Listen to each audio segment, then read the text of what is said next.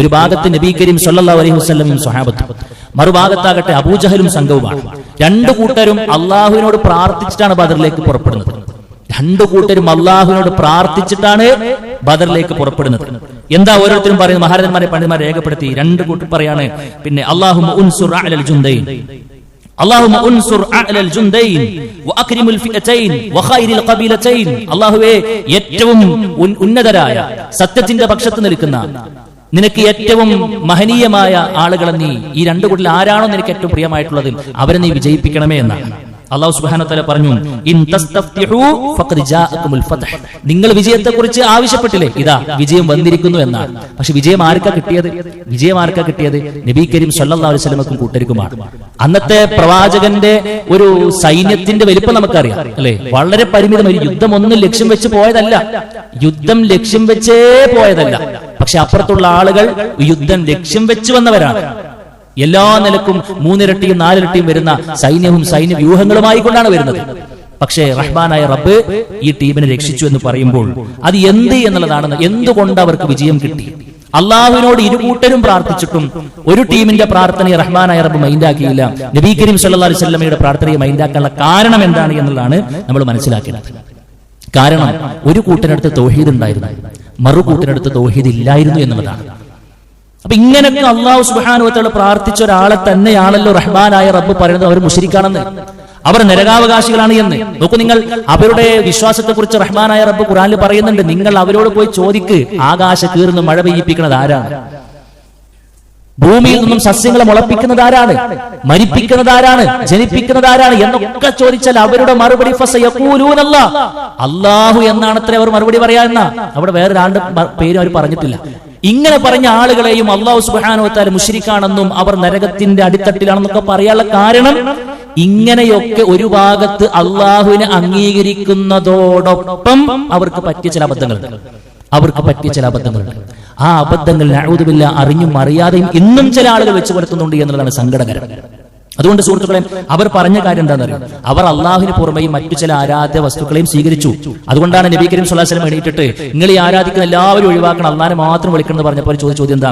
അജഅലൽ ആലിഹത ഇലാഹൻ വാഹിദ ഇന്ന ഹാദാ ലശൈഉൻ ഉജാബ്. എന്താ മുഹമ്മദ് ഈ പറയണേ? ഈ കണ്ട എല്ലാവരും വിട്ടിട്ട് ഒറ്റൊരാളെ മാത്രം സ്വീകരിക്കേ, ഇത് ഭയങ്കര അത്ഭുതകരമായ ഒരു പോളിസി തന്നെയാണ് കേട്ടോ എന്ന് അവർ അത്ഭുതത്തോടുകൂടെ പറയാൻ മാത്രം അവരുടെ മനസ്സിലേക്ക് വേരൂന്നിയ സംഗതിയായിരുന്നു. ഒരു ഭാഗത്ത് അള്ളാഹുവിനെ അംഗീകരിക്കുന്നതോടൊപ്പം മറുഭാഗത്ത് അവർക്ക് വേറെ ചില സ്റ്റെപ്പിനുകൾ കൂടെ ഉണ്ടായിരുന്നു എന്നതാണ് അവരെ കുറിച്ച് നരകാവകാശികളാണെന്ന് വിശുദ്ധ ഖുർആൻ പറയാൻ കാരണവും ബദറിൽ അവർക്ക് തോൽവി ലഭിക്കുവാനുമുള്ള കാരണം എന്ന് പറയുമ്പോൾ അവർ ആ ആരാധനമാരൊക്കെ സ്വീകരിച്ചതിന് അവർ കൊടുത്ത ന്യായങ്ങൾ എന്താണെന്നറിയോ സുഹൃത്തുക്കളെ? വിശുദ്ധ ഖുർആൻ പറയണം, ഒന്നാമത്തെ ന്യായം സൂറത്ത് സുമറിൽ പറഞ്ഞു, മാ നഅ്ബുദുഹും ഇല്ലാ ലിയുഖർരിബൂന ഇലല്ലാഹി സുൽഫാ. സംഗതി ശരിയാണ്, അള്ളാഹ് കൊണ്ട് ഞങ്ങൾ മറ്റുള്ളവർക്ക് വിളിക്കുന്നുണ്ട്. എന്തിനാണെന്നറിയോ? ഞങ്ങളെ പെട്ടെന്ന് റബ്ബിലേക്ക് അടുപ്പിക്കാനാണെന്നാണ്. ഞങ്ങളൊക്കെ സാധുക്കളല്ലേ, അള്ളാഹിനോടൊന്നും ഇപ്പൊ ഡയറക്റ്റ് ചോദിക്കാൻ മാത്രമുള്ള യോഗ്യത ഞങ്ങൾക്കില്ല. അതുകൊണ്ട് ഇവരൊക്കെ എന്ന് പറഞ്ഞു കഴിഞ്ഞാൽ വലിയ മനുഷ്യന്മാരല്ലേ, നല്ല റബ്ബിലേക്ക് അടുത്ത ആളുകളാണല്ലോ, അതുകൊണ്ട് അവരെ മധ്യവർത്തികളാക്കുക മാത്രമാണ് ഞങ്ങൾ ചെയ്തത് എന്ന് ആരുടെ ആദർശം? അബൂജഹലിന്റെയും ടീമിന്റെയും ആദർശം. റഹ്മാനായ റബ്ബ് പറയാ, രണ്ടാമത്തെ ന്യായം എന്താണെന്നറിയോ? അള്ളാഹിനെ വിട്ട് മറ്റു പല ശിങ്കടികളെയും പിടിക്കാനുള്ള ന്യായം എന്താണെന്നറിയോ? ഹൗലാഇ ശുഫാഉനാ ഇൻദല്ലാഹ്, ഞങ്ങളൊക്കെ സാധുക്കളല്ലേ, ഇവര് ഞങ്ങൾക്ക് ശുപാർശകരായിക്കൊണ്ട് ഞങ്ങളുടെ കാര്യം നാളെ പരലോകത്ത് പറയാൻ ഇവര് വരുന്നതാണ്. അപ്പൊ ശുപാർശകർ എന്നുള്ള നിലക്കാണ് അവര് കൊടുത്തത്. പിന്നെ മൂന്നാമതായിക്കൊണ്ട് പറഞ്ഞത് എന്താണെന്നറിയോ? ഞങ്ങൾ അള്ളാഹു അവർക്ക് കൊടുത്ത കഴിവെന്നാണ് ചോദിക്കണേന്ന്. അവരുടെ സ്വയം കഴിവെന്നല്ല, അള്ളാഹു അവർക്ക് ചില കഴിവുകൾ കൊടുത്തിട്ടുണ്ട്, ആ കഴിവെന്നാണ് ഞങ്ങൾ ചോദിക്കുന്നത് എന്നാണ് അവർ മൂന്നാമതായിക്കൊണ്ട് നിരത്തിയ ന്യായം. അവരുടെ തൽബിയത്തിൽ പോലും നമുക്ക് കാണാൻ കഴിയും, തംലികുഹു മാ മലക. അള്ളാഹുവേ, നിനക്കൊരു പങ്കുകാരനുണ്ട്, അവന്റെ പ്രത്യേകത എന്താ? അവനക്ക് നീ കൊടുത്ത ചില കഴിവുകൾ ഉണ്ട് എന്നുള്ളതാണ്. നിങ്ങൾ ആലോചിച്ച് ഇതൊക്കെ പറയുമ്പോൾ സുഹൃത്തുക്കളെ, ഇതേ ആദർശം ഒരു കറയും ഇല്ലാതെ നഊദു ബില്ലാഹ് ഇന്ന് പല ആളുകളും അറിഞ്ഞോ അറിയാതെയോ പേര് നടക്കുന്നുണ്ട് എന്നാണ്. ബദരീങ്ങളെ വിളിക്കുന്നവർ, തങ്ങന്മാരെ വിളിക്കുന്നവർ, ബീവിമാരുടെ സങ്കടങ്ങൾ പറയുന്നവർ, ജാറത്തിലേക്ക് പോകുന്നവർ, എന്തിനാ ഇങ്ങനെ എന്ന് ചോദിച്ചാൽ അബൂജഹലിന്റെ ആദർശമായി ഖുർആൻ നമ്മുടെ മുമ്പിൽ 3ഓളം കാരണങ്ങൾ പറഞ്ഞ അതേ കാരണങ്ങൾ നഊദു ബില്ലാഹ് പറയുന്നു. അപ്പൊ നമ്മൾ ആലോചിക്കണം, ആരാണ് തൗഹീദിന്റെ വക്താക്കൾ? ആരിലൊക്കെ ശിർക്കുകൾ വന്നിട്ടുണ്ട്? ഈ ആദർശത്തെ ഖുർആൻ പറഞ്ഞത് ശിർക്കിന്റെ ആദർശമാണെന്ന് പറയുമ്പോൾ അതേ ന്യായീകരണം നടത്തുന്ന ആളുകൾ ഇപ്പോഴും ഉണ്ടെങ്കിൽ അള്ളാഹ് പറയുന്നത് എന്താ സുഹൃത്തുക്കളെ? ഈ ആദർശത്തിൽ ശിർക്കുണ്ട് എന്നല്ലേ? ശിർക്കുണ്ട് എന്നല്ലേ? അതുകൊണ്ട് പ്രിയമുള്ളവരെ, ആരെങ്കിലും ഈ ഒരു വികലമായ ആദർശത്തെ പേറി നടക്കുന്നുണ്ടെങ്കിൽ അവർ അബൂജഹലിന്റെ ആദർശത്തിലാണെന്ന നഗ്ന യാഥാർത്ഥ്യത്തെ വിശുദ്ധ ഖുർആനിന്റെ ആയത്തുകൾ വെച്ചുകൊണ്ട് നിങ്ങൾ മനസ്സിലാക്കണമെന്നുള്ളതാണ് സൂചിപ്പിക്കുവാനുള്ളത്. അതുകൊണ്ട് അത് ശിർക്കിന്റെ റൂട്ടാണ്. നബി കരീം സ്വല്ലല്ലാഹു അലൈഹി വസല്ലമ ബദറിൽ വിജയിക്കുവാൻ കാരണമായ ആദർശം അല്ലാഹു റസൂൽ സ്വല്ലല്ലാഹു അലൈഹി വസല്ലം തന്നെ പ്രഖ്യാപിച്ചത്, ഖുൽ ഇന്നമാ അദ്ഉ റബ്ബി വലാ ഉശ്രികു ബിഹി അഹദാ. ഞാൻ എന്റെ റബ്ബിനോട് മാത്രമേ പറയൂ, അവനോട് ഒരാളെയും പങ്കു ചേർക്കുകയില്ല എന്ന. അതാണ് സുഹൃത്തുക്കളെ ക്ലിയറായ ആദർശം എന്ന് പറയുന്നത്. അള്ളാഹുവിനോട് മാത്രം പറയണമെന്നാണ്. രണ്ടാമത്തെ പാഠം എന്താണെന്നറിയോ? പ്രാർത്ഥനയുടെ ഒരു മഹത്വമാണ് സുഹൃത്തുക്കളെ. എല്ലാ കാരണങ്ങളും മാറി നിൽക്കുന്നതാണ്. പ്രാർത്ഥന കൊണ്ട് നമുക്ക് നേടാൻ കഴിയാത്തതൊന്നുമില്ല. ബദറിൽ ഭൗതിക സൗകര്യങ്ങൾ വെച്ച് നോക്കുകയാണെങ്കിൽ നമുക്ക് പരിപൂർണമായിക്കൊണ്ടും എതിരാണ്. പക്ഷെ റഹ്മാനായ റബ്ബിനോട് ആത്മാർത്ഥമായിക്കൊണ്ട് നബി കരീം സ്വല്ലല്ലാഹു അലൈഹി വസല്ലമ ആകാശ ലോകത്തിലേക്ക് കൈകൾ ഉയർത്തിയിട്ട് തോളത്തിട്ട മുണ്ട് താഴേക്ക് വീഴുമാറ് നബി കരീം സ്വല്ലല്ലാഹു അലൈഹി വസല്ലമ കരഞ്ഞ് കരഞ്ഞ് പ്രാർത്ഥിക്കുന്നു, അല്ലാഹുമ്മ അൻജിസ് ലീമാ വഅദ്തനി. അല്ലാഹുവേ, എനിക്ക് നീ വാഗ്ദത്തം നൽകിയ ആ ഒരു വിജയം ഞങ്ങൾക്ക് നീ നൽകണേ എന്നാണ് പ്രവാചകൻ ആവർത്തിച്ചുകൊണ്ടേയിരിക്കുന്നു. പ്രവാചകന്റെ പ്രാർത്ഥനയുടെ ഊക്ക് കണ്ട് മഹാനായ അബൂബക്കർ റളിയല്ലാഹു അൻഹു പറഞ്ഞു, നിർജി നബിയേ, ഫഇന്നഹു സയൻജിസു ലക മാ വഅദക. അല്ലാഹു താങ്കൾക്ക് വാഗ്ദാനം നൽകിയ ആ ഒരു വിജയം നിങ്ങൾക്ക് തരും. താങ്കൾ പ്രാർത്ഥന നിർത്തണമെന്നുള്ളതാണ്. അത്രത്തോളം പ്രാർത്ഥിച്ചു എന്നാണ് അലിയാർ തങ്ങൾ പറയുന്നുണ്ട്. അവിടെ യുദ്ധം കൊടുമ്പിരി കൊള്ളുമ്പോൾ ടെന്റിൽ ഇരുന്ന് വീണ്ടും സുജൂദിൽ കടന്നുകൊണ്ട് നബി സല്ലല്ലാഹു അലൈഹി വസല്ലം പ്രാർത്ഥിച്ചുകൊണ്ടേയിരിക്കുകയാണ് എന്നാണ്. എല്ലാം മാറിയില്ല സുഹൃത്തുക്കളെ, എല്ലാം മാറി എന്നാണ്. എന്തെല്ലാം അനുഗ്രഹങ്ങളാണ് കിട്ടിയത്. അല്ലാഹു സുബ്ഹാനഹു വ തആല ഓരോന്നിനും പറഞ്ഞ് മഴ ലഭിച്ചു. അവർക്ക് നല്ല സുഖമായി തലേന്ന് കടന്നുറങ്ങാനുള്ള സാഹചര്യം പടച്ചറപ്പ് കൊടുത്തു. പിറ്റേന്ന് മലക്കുകൾ ഇറക്കി കൊടുത്തതാണ്. സ്വഹാബാക്കൾ പറയേണ്ടത്, ശത്രുക്കളെ കാണുമ്പോൾ ഞങ്ങൾ ഇങ്ങനെ വാൾ ഓകുമ്പോഴേക്കും ആ തലകൾ താഴെ വീണിരുന്നു എന്നുള്ളതാണ്. മലക്കുകൾ ആയിരക്കണക്കിന് വരുന്ന മലക്കുകളെ ഇറക്കിയിട്ട് റഹ്മാനായ റബ്ബ് സഹായിച്ചു എന്ന് പറയുമ്പോൾ ഇത് നമുക്ക് കിട്ടുന്ന പാഠം എന്താണെന്ന് സുഹൃത്തുക്കളെ, റഹ്മാനായ റബ്ബിനോട് അങ്ങോട്ട് പ്രാർത്ഥിച്ചാൽ നടക്കാത്തൊരു കാര്യവുമില്ല എന്നാണ്. പക്ഷെ അപ്പോഴും ഈ പാഠം ഉൾക്കൊള്ളേണ്ടതിന് പകരം ഇതേ ബദരീങ്ങളോട് പ്രാർത്ഥിക്കുന്ന ആളുകൾ നമ്മൾ കാണുന്നത് നഅൂദുബില്ല. രോഗം ഉണ്ടാകുമ്പോൾ, സങ്കടം ഉണ്ടാകുമ്പോൾ, കച്ചവടം പ്രയാസത്തിലാകുമ്പോൾ അവരുടെ പേര് പിന്നെ പറഞ്ഞു കഴിഞ്ഞാൽ, അത് പ്രത്യേകം ആ രൂപത്തിൽ ചൊല്ലിക്കഴിഞ്ഞാൽ സഹായം കിട്ടുമെന്നൊക്കെ വിശ്വസിക്കുന്ന എത്രയോ ആളുകളുണ്ട്. നോക്കൂ നിങ്ങൾ, അവർ ചില വരികൾ കാണാൻ കഴിയും. രോഗം വരുമ്പോൾ പ്രാർത്ഥിക്കുന്ന ആളുകൾ കാണാൻ കഴിയും അല്ലെ? ബദരീങ്ങളുടെ പേരിന് ഓതുന്ന ലോകർക്ക് ബദനിൽ വബാകൾ ഇല്ല എന്നോ അവരെന്നൊക്കെ പറയാ. എന്താ, ബദരീങ്ങളുടെ പേര് ജസ്റ്റ് ഓതിത്തഞ്ഞാൽ തന്നെ അവരുടെ ശരീരത്തിലുള്ള വബാകൾ അഥവാ പിന്നെ രോഗങ്ങളൊക്കെ അങ്ങോട്ട് ഒഴിവായി കിട്ടുമെന്നാണ് പറയുന്നത്. ഇതിങ്ങനെ വലിയ സംഭവമായിട്ട് പറയാണ്. ആളുകൾ ഇങ്ങനെ ഒരു ഓതാണ്.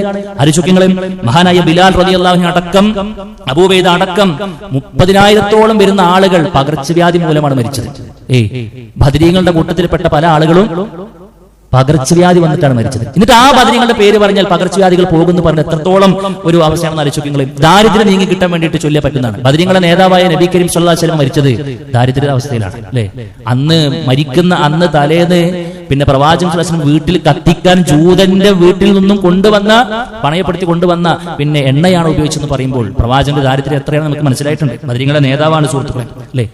പിന്നെ ബദരീങ്ങൾ ഒരു അപ്പുറത്തുള്ളത് കാണാനും കേൾക്കുന്ന കുട്ടികളുടെ വീഴുമ്പോഴേക്കും ബദരീങ്ങളെ വിളിക്കുന്ന ഒരു ഉമ്മാന്റെയും വാപ്പാന്റെയും മനസ്സിൽ എന്തുണ്ടാകുക? എന്റെ കുട്ടിന്റെ ഈ അപകടാവസ്ഥ കാണാൻ, അറിയാൻ, സഹായിക്കാൻ അവർക്ക് കഴിയുന്നല്ലേ?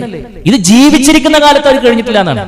ജീവിച്ചിരിക്കുന്ന കാലത്ത് കഴിഞ്ഞിട്ടില്ല. ബദർ മാത്രമല്ല സുഹൃത്തുക്കളെ, ബദർ കഴിഞ്ഞ് പിറ്റേ കൊല്ലം നടന്ന ഉഹുദിൽ എന്താ സംഭവിച്ചത്? ഈ പിന്നെ ബദരീങ്ങൾ തന്നെയാണല്ലോ ഉഹുദിൽ ഇറങ്ങിയിട്ടുള്ളത്.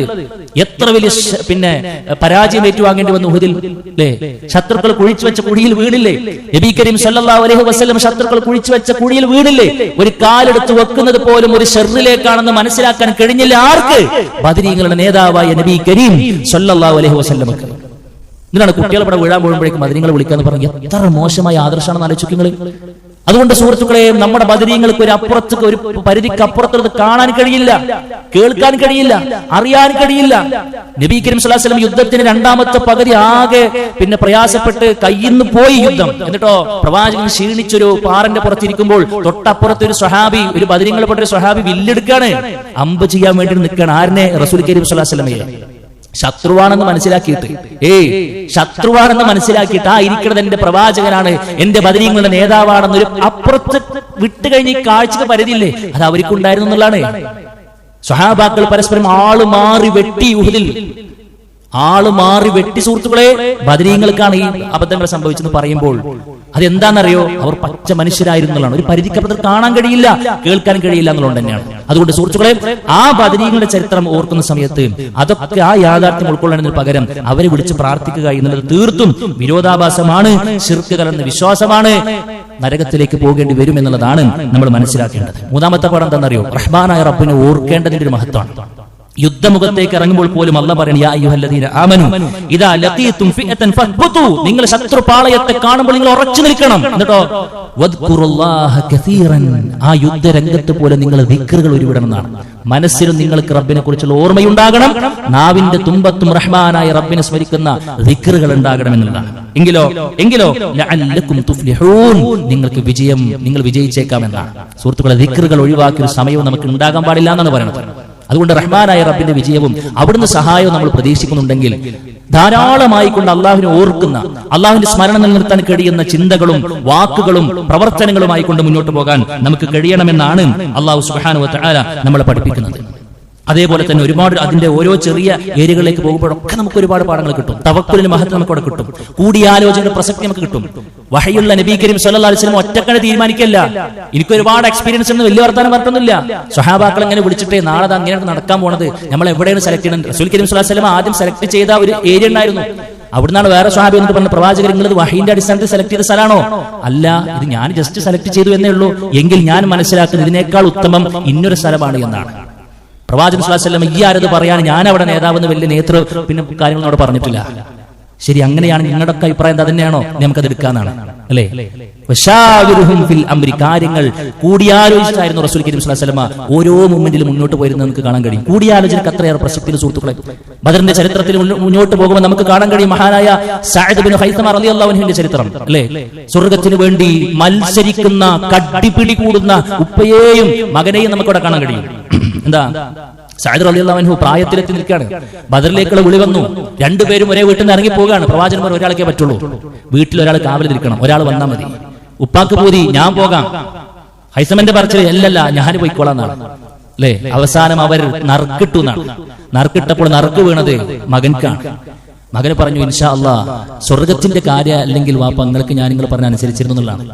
ഇത് സ്വർഗത്തിന്റെ വിഷയമായതുകൊണ്ട് എനിക്കിതിൽ കോംപ്രമൈസ് ചെയ്യാൻ പറ്റൂല എന്നാണ് അല്ലെ? അങ്ങനെ മഹാനായ ഖൈസമ റളിയല്ലാഹു അൻഹു യുദ്ധത്തിലേക്ക് പോകുന്നു. അവിടെ വെച്ച് അദ്ദേഹം ഷഹീദാകുന്നു. അള്ളാഹുവിന്റെ വിധിയുണ്ടെങ്കിൽ നമുക്ക് തിരിച്ചു വരാം, അല്ല എങ്കിൽ നമുക്ക് സ്വർഗത്തിൽ വെച്ച് കാണാമെന്ന് പറഞ്ഞ് മുന്നോട്ട് പോകുന്ന സ്വർഗത്തിന് വേണ്ടി ഒരേപോലെ അധ്വാനിക്കുന്ന കുടുംബത്തിലെ അംഗങ്ങളെ നമുക്ക് അവിടെ കാണാൻ കഴിയും. നമ്മളെന്താ പലപ്പോഴും പറയാ, മോൻ പിരിവ് തന്നോ? അന്ന് ഇവിടെ ഇല്ല എന്നാ പറയാ. മകൻ പിരിവ് കൊടുത്തിട്ടുണ്ടെങ്കിൽ മകന്റെ കബറിലേക്ക് സുഹൃത്തുക്കളെ നമ്മൾ എന്തിനാണ് നമുക്ക് കിട്ടും. നമ്മൾ അങ്ങനെ മനസ്സിലാക്കേണ്ടത് അല്ലേ? ആ നിലയിലേക്ക് നമ്മൾ ഉയരാൻ കഴിയണം എന്നതാണ് നമുക്ക് കാണാൻ കഴിയേണ്ടത്. ബദറിലേക്ക്, പാഠങ്ങളിലേക്ക് പരതി നോക്കുമ്പോൾ വീണ്ടും നമുക്ക് കാണാൻ കഴിയും, ചെറിയ പ്രായത്തിൽ തന്നെ അള്ളാഹുവിന്റെ ദീനിനെ സേവിക്കുവാൻ മനസ്സുകൊണ്ട് തയ്യാറെടുത്തവരാണ് നമ്മുടെ സ്വഹാബാക്കൾ. ബദറിലേക്ക് അണികളെങ്ങനെ ശരിയാക്കുന്ന സമയത്ത് ഒരു സ്വഹാബി, ഇങ്ങനെ ചെറിയ കുട്ടിയാണ്, 16-ാമത്തെ വയസ്സാണ്. നബി ഇങ്ങനെ വരുമ്പോ കാലിങ്ങനെ നീച്ചിക്കാണ്, തള്ളവരിൽ ഇങ്ങനെ നീച്ചിട്ട് ഒരു ഹൈറ്റ് തോന്നിക്കാൻ വേണ്ടിയിട്ട് ഇങ്ങനെ അതെങ്ങനെ കാട്ടുകയാണ്. ഇതെന്താ ഇങ്ങനെ ഒരു തന്ത്രപ്പാടൊക്കെ? അപ്പൊ പറയുന്നുണ്ട്, ഞാൻ ഇങ്ങനെ വന്നുമ്പോൾ പ്രവാചകൻ എണ്ണൊക്കെ വണ്ണൊക്കെ നോക്കുമ്പോൾ ഞാൻ ചെറിയ കുട്ടിയാണെന്ന് കരുതിയിട്ട് എങ്ങാനും ഇന്ന് ഈ ടീമൊന്ന് ഒഴിവാക്കിയാലോ എന്ന് ഞാൻ ഭയന്നത് കൊണ്ടാണ് ഞാൻ ഒരാൾ കാണിക്കാൻ വേണ്ടിയിട്ട് ഇങ്ങനെ ഹൈറ്റിൽ നിൽക്കുന്നത് എന്നൊക്കെ ചരിത്രത്തിൽ നമുക്ക് കാണാൻ കഴിയുമ്പോൾ സുഹൃത്തുക്കളെ, ആ ഉപ്പയും ആ കുഞ്ഞിന്റെ ഉപ്പയും ഉമ്മയൊന്നും അവരെ തടഞ്ഞിട്ടില്ല.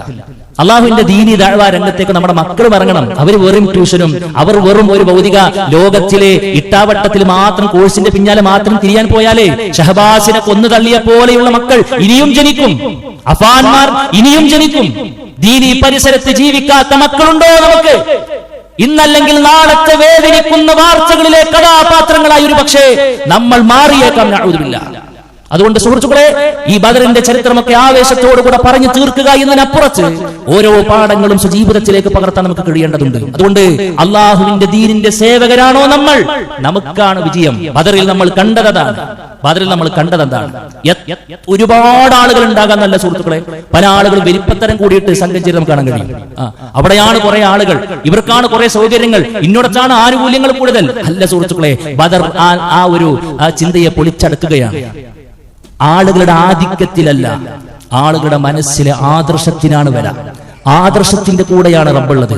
തൗഹീദിന്റെ വക്താക്കളെയാണ് റഹ്മാനായ റബ്ബ് സംരക്ഷിക്കുക. അവർക്കാണ് റഹ്മാനായ റബ്ബ് സംരക്ഷണം ഉറപ്പുവരുത്തുക. നമ്മുടെ മനസ്സിൽ എന്നും ദീനിന്റെ ഖാദിമുകളായിരിക്കും ഞാൻ എന്നൊരു പ്രതിജ്ഞ നമുക്കുണ്ടോ? എന്നെ കൊണ്ട് കഴിയുന്ന രൂപത്തിൽ ഞാൻ എന്റെ റബ്ബിന്റെ ദീനിനെ സംരക്ഷിച്ചിരിക്കും. അത് ശരീരം കൊണ്ടാണെങ്കിൽ അങ്ങനെ, സ്വത്ത് കൊണ്ടാണെങ്കിൽ അങ്ങനെ, മനസ്സുകൊണ്ടാണെങ്കിൽ അങ്ങനെ. ഒന്നിനും കഴിയില്ലേ, പ്രാർത്ഥിച്ചുകൊണ്ടെങ്കിലും വാട്ടർ ബെഡിൽ കിടക്കുന്ന സമയത്തും എനിക്ക് ഓർമ്മ ഉണ്ടോ? റഹ്മാനായ റബ്ബ് വാക്കി നൽകുന്നുണ്ടോ? ഞാൻ എന്റെ ദീനിനു വേണ്ടി, അതിന്റെ വിജയത്തിനു വേണ്ടി, അതിന്റെ മുന്നോട്ടുള്ള കുതിപ്പിന് വേണ്ടി, അതിന്റെ ആ ഒരു വ്യാപനത്തിന് വേണ്ടി പ്രാർത്ഥിച്ചിരിക്കും എന്ന് പറയാൻ നമുക്ക് കഴിയുമോ? ബദറിന്റെ ചരിത്രം നമ്മുടെ മുമ്പിൽ വെക്കുന്ന വല്ലാത്തൊരു സഹോദര അതൊക്കെയാണ്. ഇൻ തൻസുറുല്ലാഹ് യൻസുറുക്കും വയുസബ്ബിത് അഖ്ദാമക്കും. നിങ്ങൾ അള്ളാഹിനെ സഹായിക്കാൻ റെഡിയാണോ? നിങ്ങൾക്കൊരു പ്രയാസം ഉണ്ടാവും, റബ്ബ് നിങ്ങളെ കൂടെ ഉണ്ടാവും. നിങ്ങളുടെ കാൽപാദങ്ങൾ റബ്ബ് ഉറപ്പിച്ചു നിർത്തുന്നതാണ്. ആദ്യമായി കണ്ടത് നമ്മൾ ബദറിലാണ്. അതുകൊണ്ട് സുഹൃത്തുക്കളെ, എല്ലാ കാരണങ്ങളെയും റഹ്മാനായ റബ്ബ് അകഞ്ഞു മാറ്റിയിരിക്കും. അല്ലാഹ് നമ്മളെ സഹായിക്കാൻ തീരുമാനിച്ചാൽ പിന്നെ മെഡിക്കൽ റിപ്പോർട്ടുകളുടെ കേവല റിപ്പോർട്ടുകളായിക്കൊണ്ട് അത് മാറ്റിവെക്കേണ്ടി വരും. ബാക്കിയുള്ള ഭൗതിക കാരണങ്ങൾ മുഴുവനും നോക്കുകുത്തികളായിക്കൊണ്ട് മാറി നിൽക്കും. റഹ്മാനായ റബ്ബിന്റെ ഇടപെടലിന്റെ മുമ്പിൽ അത്ഭുതത്തോടുകൂടെ ആ കാരണങ്ങൾ നമ്മളെ നോക്കിച്ചിരിക്കും. അതുകൊണ്ട് നമ്മൾ അള്ളാഹുവിന്റെ അടിമകളാവുക, തൗഹീദുള്ള വക്താക്കളാവുക. എല്ലാറ്റിന്റെയും അടിസ്ഥാനം ബദറിന്റെ ഫൗണ്ടേഷൻ തൗഹീദാണെന്ന് മനസ്സിലാക്കുക. ഒരാളും നമുക്ക് വേണ്ട സുഹൃത്തുക്കളെ, റഹ്മാനായ റബ്ബ് മതി. ഹസ്ബി അല്ലാഹ് എന്ന് മനസ്സിൽ പ്രഖ്യാപിക്കാൻ നമുക്ക് കഴിയണം. വനിഅമൽ വക്കീൽ, എന്റെ എല്ലാ കാര്യങ്ങളും ഞാൻ അവനോടേ പറയൂ എന്ന തവക്കുലിന്റെ മനോഭാവം നമുക്ക് ഉണ്ടാകണം. അതാണ് ഈ വിശുദ്ധ റമളാനിലെ ആദ്യത്തെ പോരായ ആദ്യത്തെ യുദ്ധമായ വിശുദ്ധ ബദറിന്റെ ഏറ്റവും ഗംഭീരമായ പാഠങ്ങളെ എടുത്തു പരിശോധിക്കുമ്പോൾ ഉലമാക്കൾ നമ്മുടെ മുമ്പിലേക്ക് വെക്കുന്നത്. അല്ലാഹു സുബ്ഹാനഹു വ തആല ചരിത്രത്തിന്റെ ഉള്ളിലൂടെ കടന്നു ചെന്ന് കൃത്യമായി കൊണ്ട് അതിനെ ഗുണപാഠത്തോടുകൂടെ സമീപിക്കണമെന്ന് വിശുദ്ധ ഖുർആന്റെ ആ ഒരു ആഹ്വാനത്തെ നമ്മുടെ ജീവിതത്തിന്റെ ഭാഗമാക്കാൻ തൗഫീഖ് അല്ലാഹു സുബ്ഹാനഹു വ തആല നമുക്ക് എല്ലാവർക്കും നൽകി അനുഗ്രഹിക്കുമാറാകട്ടെ. അഖൂലു ഖൗലി ഹാദാ അസ്തഗ്ഫിറുല്ലാഹ ലീ വലക്കും വലിജമീഇൽ മുസ്ലിമീൻ വസ്തഗ്ഫിറു മിൻ കുല്ലി ദംബ് ഇന്നഹു ഹുവൽ ഗഫൂറുർ റഹീം.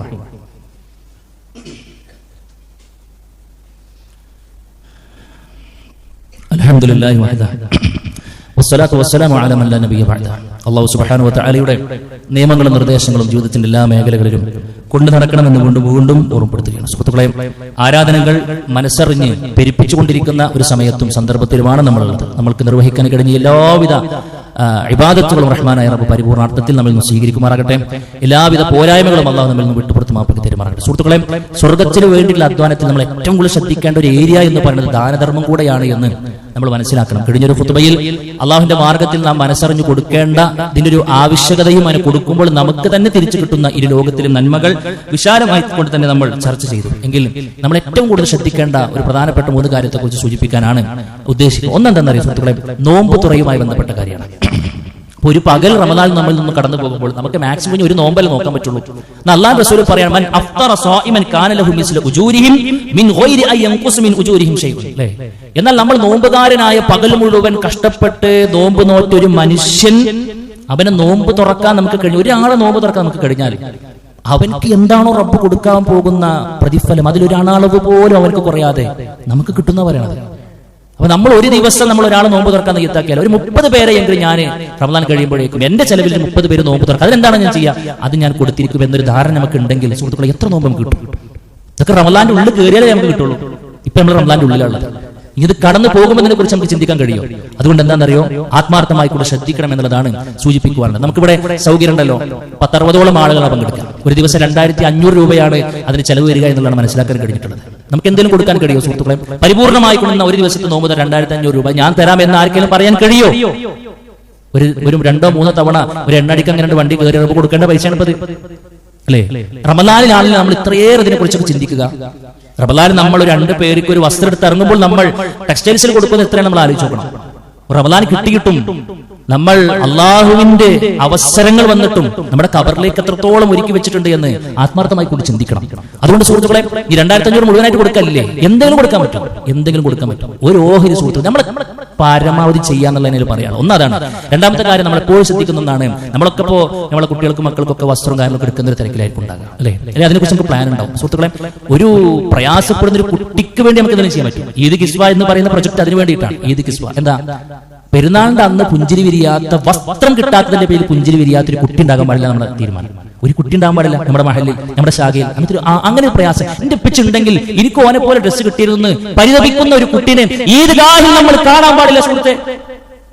ഉമ്മാന്റെ വസ്ത്രവും പിടിച്ച് കരഞ്ഞുകൊണ്ടിരിക്കുന്ന ഒരു കുട്ടിയുടെ മുഖം നമ്മുടെ മനസ്സിലുണ്ടാകാൻ പാടില്ല, നമ്മുടെ നാട്ടിലുണ്ടാകാൻ പാടില്ല. ആരാ പരിഹരിക്കേണ്ടത്? നമ്മളൊക്കെ തന്നെയാണ് പരിഹരിക്കേണ്ടത്, അല്ലേ? നാളത്തെ നമ്മുടെ മക്കളുടെ ഗതി, പേരക്കുട്ടികളുടെ ഗതി എന്താ നമുക്ക് പറയാൻ പറ്റും? എന്തും സംഭവിക്കൂലേ സുഹൃത്തുക്കളെ, എന്തും സംഭവിക്കൂലേ? അതുകൊണ്ട് എന്താണെന്നറിയോ, നല്ലപ്പം കാലത്ത് നമ്മൾ കൊടുത്തു വെക്കണം എന്ന് പറയാനുള്ളത്. അതുകൊണ്ട് 1300 രൂപയാണ് ഒരു കുട്ടിക്ക് വസ്ത്രം കൊടുക്കാൻ. നമ്മൾ ഒറ്റക്ക് ഒരു കുട്ടിന് ഞാൻ ഏറ്റെടുത്തോളം എന്ന് പറഞ്ഞാൽ നമ്മൾ കൊടുക്കേണ്ടത് വെറും 1300 രൂപയാണ്. അതിനില്ലേ എന്താണോ കൊടുക്കാൻ പറ്റുക അത് കൊടുക്കണം സുഹൃത്തുക്കളെ. അല്ലാഹു തൗഫീഖ് നൽകി അനുഗ്രഹിക്കുമാറാകട്ടെ. മറ്റൊരു പ്രധാനപ്പെട്ട ഒരു കാര്യം, ഇന്ന് കേരളക്കരയിലെ എല്ലാ പള്ളികളും ഇൻഷാ അല്ലാഹ് ഒന്ന് ഒത്തുപിടിക്കാൻ വേണ്ടി തീരുമാനിച്ചിട്ടുള്ളത് നമുക്ക് എല്ലാവർക്കും സുപരിചിതമായ സ്ഥാപനമാണ് കോഴിക്കോട് മെഡിക്കൽ കോളേജിന് സമീപത്ത് സ്ഥിതി ചെയ്യുന്ന CH സെന്ററുമായി ബന്ധപ്പെട്ട്, അല്ലെ? ഒരുപാട് രോഗികൾക്ക് ആശ്വാസകരമായ ഒരുപാട് സേവനങ്ങൾ അൽഹംദുലില്ലാഹ് അവിടെ നടക്കുന്നുണ്ട്. ഭക്ഷണം വിതരണമുണ്ട്, സൗജന്യപരമായുള്ള ഭക്ഷണമുണ്ട്. ഡയാലിസിസിനൊക്കെ വിധേയമാകുന്ന ഒരാൾ ചെലവഴിക്കേണ്ട പണം എത്രയാണ് സുഹൃത്തുക്കളെ? നമ്മുടെ കുടുംബത്തിൽ ഒരു ഡയാലിസിസ് പേഷ്യന്റ് ഉണ്ടെങ്കിൽ അദ്ദേഹം അനുഭവിക്കുന്ന ശാരീരികവും സാമ്പത്തികവുമായ പ്രയാസങ്ങൾ നമുക്ക് അറിയാൻ പറ്റും. അവർ അനുഭവിക്കുന്ന വേദനകൾ, വേദന സംഹാരികളില്ലാത്തതിന്റെ പേരിൽ ഉറങ്ങാൻ കഴിയാത്തവർ, നമ്മളൊക്കെ ആഫിയത്തോടു കൂടെ സുഖനിദ്രയിൽ കടന്നുറങ്ങുമ്പോൾ പലപ്പോഴും അതൊരു നിഅമത്താണെന്ന തിരിച്ചറിവ് പോലും ഇല്ലാതെ കൂർക്കം വലിച്ച് കടന്നുറങ്ങുമ്പോൾ 1 മണിക്കൂറെങ്കിലും ഒന്ന് സ്വസ്ഥമായി ഉറങ്ങാൻ ഇന്ന മരുന്നുണ്ടെങ്കിൽ കഴിയുമായിരുന്നു, പക്ഷെ അതിന് കഴിയുന്നില്ലല്ലോ എന്ന് പരിതപിക്കുന്നവരുടെ മുമ്പിലേക്ക് കൊണ്ടുപോയി കൊടുക്കുകയാണ്. സൗജന്യമായി കൊണ്ട് വിതരണം ചെയ്യണം മെഡിസിൻ. എത്ര വലിയ ആശ്വാസമാണ് സുഹൃത്തുക്കളെ. അവിടെ പോയി പിന്നെ സ്റ്റേ ചെയ്യാൻ പ്രയാസപ്പെടുന്ന ആളുകൾക്ക് ഭാഗികമായോ അല്ലെങ്കിൽ പരിപൂർണമായി കൂടെ സൗജന്യ നിരക്കിൽ റൂമുകൾ ഏർപ്പെടുത്തി കൊടുക്കുന്നു, വളണ്ടിയർ സൗകര്യങ്ങൾ ഏർപ്പെടുത്തി കൊടുക്കുന്നു. ഒരുപാട് സംഗതികൾ അതുമായി ബന്ധപ്പെട്ട് പിന്നെ ആ ഒരു പാലിയേറ്റീവ് കെയറുമായി ബന്ധപ്പെട്ടോ അടക്കമുള്ള ഒരുപാട് സംഗതികൾ ചെയ്തുകൊണ്ടിരിക്കുന്നുണ്ട് സുഹൃത്തുക്കളെ. എത്ര പേർക്ക് അതുമായി ബന്ധപ്പെട്ട് സാമ്പത്തികമായി കൂടെ സഹായിക്കുന്ന ആളുകൾക്ക് എന്തെല്ലാം കൂലികൾ കിട്ടിക്കൊണ്ടിരിക്കുന്നുണ്ടാവും. നമുക്ക് എന്തെങ്കിലും കിട്ടുന്നുണ്ടോ നമ്മൾ ആത്മാർത്ഥമായി കൂടെ ആലോചിക്കണം. നമുക്ക് കിട്ടണമെങ്കിൽ എന്ത് വേണം? അവിടെ നമ്മുടെ വിഹിതം എന്തെങ്കിലും ഉണ്ടാകണം. അതുകൊണ്ട് ഇൻഷാ അല്ലാഹ് നമ്മളെ കൊണ്ട് കഴിയാവുന്ന ഒരു തുക നമ്മൾ ഇന്ന് ഇൻഷാ അല്ലാഹ് മാറ്റി വെക്കുന്നു. പുറത്ത് അതിന്റെ ഒരു പ്രത്യേക കളക്ഷൻ നടക്കുകയാണ്. കേരളക്കരയിലെ എല്ലാ പള്ളികളും ഇൻഷാ അല്ലാഹ് നമ്മൾ പ്രഖ്യാപിച്ചിരിക്കുന്നു. നമ്മളെല്ലാവരും കൊടുക്കുന്നു സുഹൃത്തുക്കളെ. ആർക്കൊക്കെയാണ് ഒരു നേരത്തെ നമ്മൾ കൊടുത്ത എമൗണ്ട് കൊണ്ട് ഒരു സുഹൃത്തിന് വേദന സംഹാരിവാകാനുള്ള തുകയെങ്കിലും ആയാൽ അവൻ ഒരു അരമണിക്കൂറെങ്കിലും ഒന്ന് സ്വസ്ഥമായി കിടന്നുറങ്ങിയാൽ ആ വേദനയ്ക്ക് ഒരു പരിഹാരമുണ്ടെങ്കിൽ സുഹൃത്തെ അത് മതിയാകും. നമുക്കൊരു പക്ഷേ നാളെ പരലോകത്ത് രക്ഷപ്പെടാം. ഏത് നന്മയാണ് റഹ്മാനായ റബ്ബ് നമ്മിൽ നിന്നും ആ നിലക്ക് സ്വീകരിക്കാതെ പറയാൻ പറ്റില്ല. ഒരു നായക്ക് വെള്ളം കൊടുത്തത് കാരണത്താൽ സ്വർഗം ഉറപ്പായ സംഭവം ഹദീസുകളിലൂടെ നിമിതങ്ങളല്ലേ സുഹൃത്തെ നമ്മളെ പഠിപ്പിച്ചത്? നബി കരീം സല്ലല്ലാഹു അലൈഹി വസല്ലം ഒരു മിണ്ടാപ്രാണിക്ക് വെള്ളം കൊടുത്ത നന്മയാണ് ആ സഹോദരിക്ക് സ്വർഗത്തിൽ ഒരു ഇരിപ്പിടം ഒരുക്കി കൊടുത്തതെങ്കിൽ ആരുടെ ഏതമലാണ് റഹ്മാനായ റബ്ബ് ഈ അർത്ഥത്തിൽ സ്വർഗത്തിന് കാരണമായ അമലായി കൂടെ സ്വീകരിക്കാതെ പറയാൻ പറ്റില്ല. അതുകൊണ്ട് എന്താണെന്നറിയോ, വിശുദ്ധ റമദാനിലൂടെ എല്ലാ നന്മകളിലേക്ക് മനസ്സ് പാകപ്പെട്ടു വരുന്ന ഒരു സമയത്ത് എന്താണോ ഉള്ളത് സുഹൃത്തുക്കളെ, എന്താണോ ഉള്ളത് മനസ്സറിഞ്ഞ് അല്ലാഹുവിന്റെ മാർഗ്ഗം നമ്മൾ കൊടുക്കുക. വല്ലാഹു ഫീ ഔനിൽ അബ്ദി. വിടൂല സുഹൃത്തേ, നമ്മളെ റബ്ബ് ഒരിക്കലും നമ്മളെ കൈ ഒഴിക്കൂല. അല്ലാഹ് നമ്മളെ കൂടെ ഉണ്ടാവുന്ന പറ. വല്ലാഹു ഫീ ഔനിൽ അബ്ദി മാ കാനൽ അബ്ദു ഫീ ഔനി അഖീഹി. അല്ലേ? ആരെങ്കിലും ഒരു പ്രയാസപ്പെടുന്ന ഒരു വിശ്വാസിക്കും മറ്റൊക്കെ ഒരു പ്രയാസം നമ്മൾ നീക്കി കൊടുക്കുകയാണെങ്കിൽ മൻ നഫസ ഖുർബതൻ അൻ മുഅ്മിനിൻ മിൻ ഖുറബി ദുനിയ, അല്ലാഹു റസൂൽ സല്ലല്ലാഹു അലൈഹി വസല്ലം പറയാണ്, അവന്റെ പരലോകത്തിലെ ക്ലേശങ്ങളിൽ നിന്നും അല്ലാഹു മനുഷ്യനെ രക്ഷപ്പെടുത്തി കൊടുക്കുന്നതാണ്. അതുകൊണ്ട് സുഹൃത്തുക്കൾ ഒന്നും നമുക്ക് മിസ്സാകില്ല. ആത്മാർത്ഥത മാത്രം ഉണ്ടായാൽ മതി, ഇഖ്ലാസ് മാത്രം ഉണ്ടായാൽ മതി.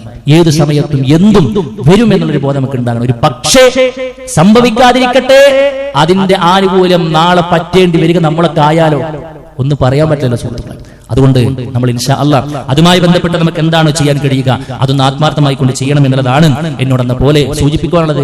ഏതായിരുന്നാലും എല്ലാ നന്മകളിലും സജീവമായി ഓടി നടന്ന് ഈ വിശുദ്ധ റമദാനിന്റെ ഓരോ ദിനരാത്രങ്ങളിലെ ഓരോ അവസരങ്ങളെയും കൃത്യമായി കൊണ്ട് ഉപയോഗപ്പെടുത്തി മുന്നോട്ട് പോകാനുള്ള തൗഫീഖ് റഹ്മാനായ റബ്ബ് നമുക്ക് എല്ലാവർക്കും നൽകി അനുഗ്രഹിക്കുമാറാകട്ടെ. അല്ലാഹുവേ, അറിഞ്ഞും അറിയാതെ ബന്ധപ്പെട്ട് ചെറുതും വലുതുമായ മുഴുവൻ തെറ്റുകളും കുറ്റങ്ങളും വിട്ടുപുറത്തും മാപ്പാക്കി തരണമേ റഹ്മാനെ. അല്ലാഹുവേ, ഞങ്ങൾക്ക് മരണപ്പെട്ടു പോയി ഞങ്ങളുടെ മാതാപിതാക്കൾ, കൂട്ടുകുടുംബക്കാർ, ആദർശ ബന്ധുക്കൾ എല്ലാവരുടെയും ഖബറുകൾ വിശാലമാക്കി കൊടുക്കണമേ റഹ്മാനെ. അല്ലാഹുവേ, ഞങ്ങളുടെ കൂട്ടത്തിൽ രോഗം കൊണ്ടും മറ്റും കടം കൊണ്ടും ഒക്കെ ഒരുപാട് പ്രയാസങ്ങൾ, വേദനകൾ കടിച്ചമർത്തി മുന്നോട്ട് പോകുന്ന ആളുകൾ, അല്ലാഹു എല്ലാവരുടെയും പ്രയാസങ്ങൾക്ക് നീ ആശ്വാസം പകർന്നു നൽകണമേ റഹ്മാനെ. ഈ വിശുദ്ധ റമദാൻ എല്ലാ അർത്ഥത്തിലും ഉപയോഗപ്പെടുത്തുന്ന മഹാഭാഗ്യവാന്മാരിൽ ഭാഗ്യവതികൾ ഞങ്ങളെ നീ ഉൾപ്പെടുത്തി അനുഗ്രഹിക്കണമേ റഹ്മാനെ. അല്ലാഹുമ്മ ഗ്ഫിർ ലിൽ മുഅ്മിനീന വൽ മുഅ്മിനാത്ത് വൽ മുസ്ലിമീന വൽ മുസ്ലിമാത്ത് വൽ അഹ്യാഉ മിൻഹും വൽ അംവാത്ത് ഇന്നക മുജീബു ദഅവാതി യാ ഖാദിയൽ ഹാജാത്ത്. അല്ലാഹുമ്മ അജ്ർനാ മിനൻ നാർ, അല്ലാഹുമ്മ അജ്ർനാ മിനൻ നാർ, അല്ലാഹുമ്മ അജ്ർനാ മിനൻ നാർ.